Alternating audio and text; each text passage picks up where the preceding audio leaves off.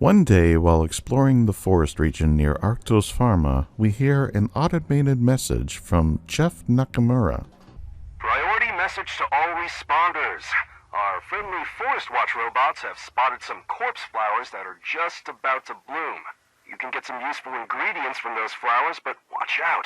The plant's odor drives the local wildlife a little crazy. It's a good opportunity, just make sure you watch your backs out there.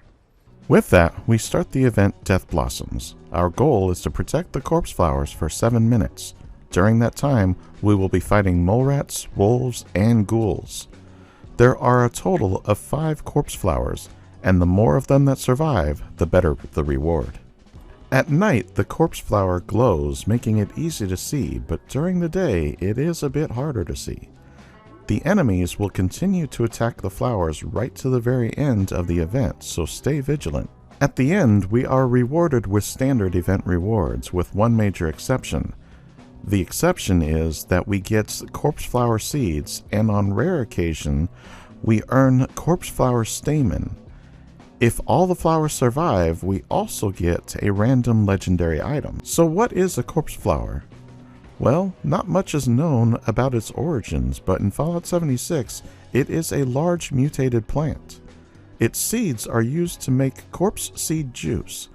This drink increases AP by 10 for 30 minutes and restores health and thirst. All this comes at a small cost of some reds. The more rare item, that being the corpse flower stamen, is also used for its medicinal value. This item is a key ingredient for crafting super stimpaks. If it was not already obvious, this is a responder event. It can occur in several different locations.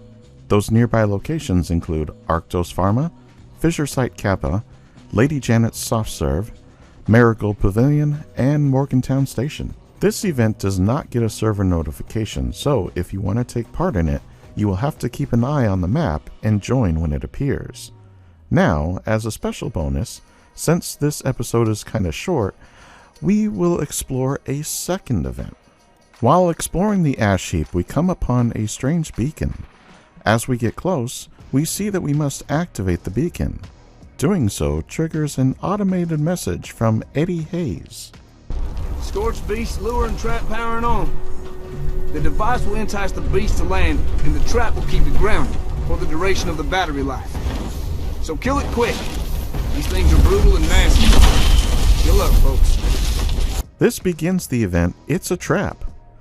This fairly simple event brings a scorch beast to the ground near the beacon, which acts as a lure.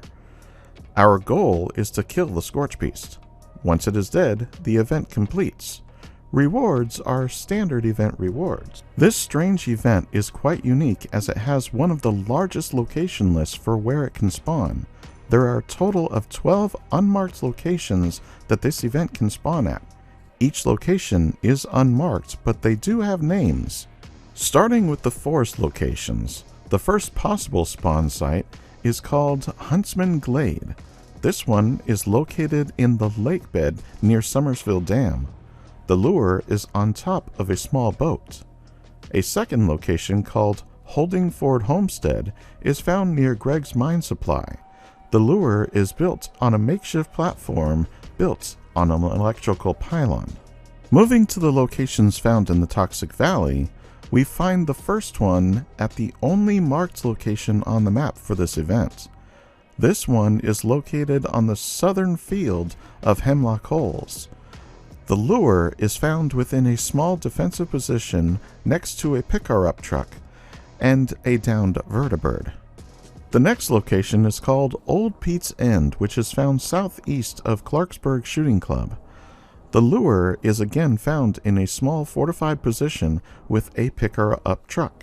The locations found in the ash heap starts with Dusty Heap. This one is located east of Hornwright Air Purifier Site Number 1. The lure is found in an empty area on the side of a slightly sloped hill with a cabin nearby. The next one is called Slurry Run. This one is found southwest of the Red Rocket Filling Station. The lure is found in an empty area with Route 84 running through the center of it. As we head into the Savage Divide region, we find our first location called Jaggy's Crag.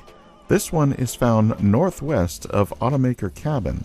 The lure is found on a cliffside with several cages stacked up next to it. The next location is called Devil's Alley. This one is located east of the Bounty. The lure is found on a cliffside which has been fortified, and there are the remnants of a van nearby. As we head into the Mire region, we find our first location called Cliff Walk Track. This one is found west of the retreat. The lure is found on a fortified cliff with a picker-up truck nearby. Up next is Harrison Heights, which is located west of the ransacked bunker. The lure is found on a fortified cliff with a small cave nearby. This location also has several ore veins containing aluminum, gold, and copper. The last locations are found in the Cranberry Bog. Up first is Soggy Bottom. This location is found west of Creekside Sundew Grove. The lure is found in a grass-filled marsh with loads of petrified corpses around it. There is a small creek nearby. The final location is called Geistberry Bog. This one is located east of the NAR repair yard. The lure is found in a grass-filled marsh again, surrounded by petrified corpses. There is a bunker nearby as well. If it was not already obvious, It's a Trap is a Free States event. One thing to note here is that this event will not pop up on the map until after you complete the quest Early Warnings as part of the Free States questline. We will be covering that questline in a future episode, so stay tuned for that. Now, if you check the Fallout Wiki, some of the locations are marked as cut content. However, I can confirm that the cut content is not actually cut. As you can see in the footage, the Dusty Heap location is working, but for some reason is labeled as cut on the wiki. So, as good as the wiki is, it can contain wrong information. This is one reason I work diligently to check all things as I create these episodes. That said, because this event has a whopping 12 locations that it can spawn in, it is easy to see why some would think that it may have been cut. I can confirm that it does spawn at the above locations, but it tends to spawn at certain locations more often. Now that we have explored these events, I want to hear from you. Have you participated in either event? Did you know about all the locations each event could spawn in? Sound off in the comments below. If you enjoyed this episode, give a like, subscribe if you still haven't, and share this with your friends. It really helps the channel, and I appreciate you all. As always, I'm just glad you stopped by, and I'll see you in the next one.